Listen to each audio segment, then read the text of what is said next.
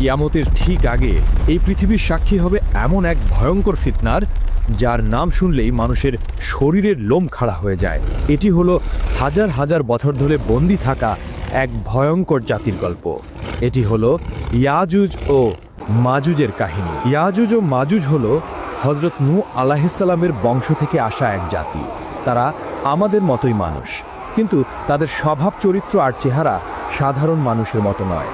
হাদিসের বর্ণনা অনুযায়ী তারা হবে বেটে, তাদের মুখ হবে চ্যাপ্টা, নাক হবে ছোট এবং চোখগুলো হবে ছোট ছোট। তাদের সংখ্যা এতটাই হবে যে তা মানুষের কল্পনাকেও হার মানাবে। তারা যখন কোনো একটি নদীর পাশ দিয়ে যাবে, তখন তারা সেই নদীর সমস্ত পানি পান করে শেষ করে ফেলবে। এই জাতি এতটাই ভয়ঙ্কর হবে, একটা নদীর পানিকেও তারা মিনিটের মধ্যে শেষ করে দিতে পারে, নদীকে মরুভূমিতে পরিণত করে দিতে পারে। তাদের প্রধান বৈশিষ্ট্য হলো তাদের সীমাহীন নিষ্ঠুরতা। তারা কোনো এলাকায় ঢুকলে সেখানে প্রাণের কোনো চিহ্ন রাখে না।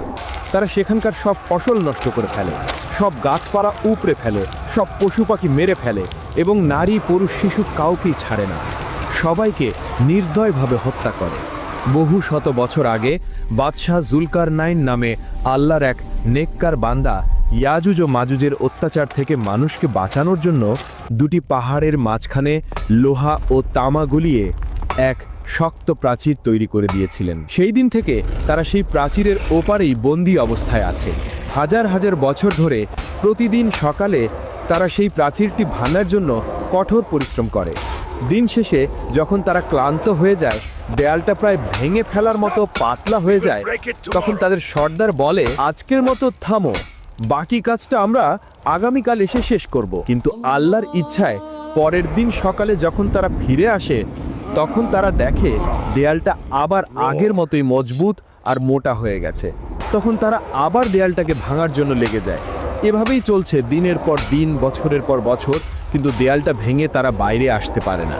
কিন্তু কিয়ামতের ঠিক আগে যখন পৃথিবীতে হযরত ঈসা আলাইহিসসালাম আসবেন এবং দাজ্জালকে হত্যা করবেন, ঠিক সেই সময়েই আল্লাহ ইয়াজুজ ও মাজুজকে মুক্তি করবেন।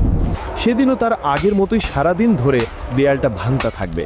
দিন শেষে যখন দেয়ালটা প্রায় ভেঙে পড়ার মতো অবস্থায় চলে আসবে, তখন তাদের সর্দার হয়তো আল্লাহর ইচ্ছাতেই বলে উঠবে, আজকের মতো এখানেই থামো, ইনশাল্লাহ বাকি কাজটা আমরা আগামীকাল এসে শেষ করব। সেই একটা মাত্র শব্দ ইনশাআল্লাহ তাদের হাজার হাজার বছরের চেষ্টাকে সফল করে দেবে। পরের দিন সকালে যখন তারা ফিরে আসবে, তখন তারা দেখবে দেয়ালটা ঠিক তেমনই ভাঙা অবস্থায় আছে। এরপর তারা এক ধাক্কাতেই সেই দেয়ালটা ভেঙে ফেলবে এবং কোটি কোটি